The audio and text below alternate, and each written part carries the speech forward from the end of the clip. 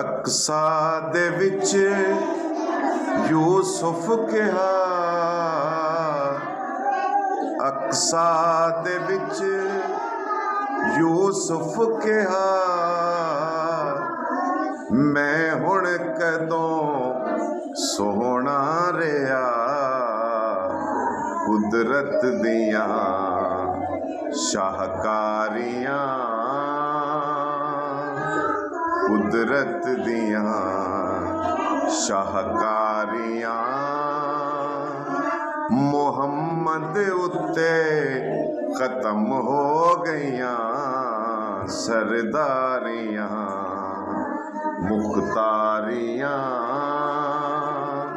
ਸਰਦਾਰੀਆਂ ਮੁਖਤਾਰੀਆਂ, ਮੁਹੰਮਦ ਉੱਤੇ ਖਤਮ ਹੋ ਗਈਆਂ।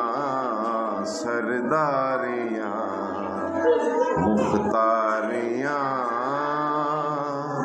ਸਰਦਾਰੀਆਂ ਮੁਖਤਾਰੀਆਂ, ਮੁਹੰਮਦ ਉੱਤੇ ਖਤਮ ਹੋ ਗਈਆਂ।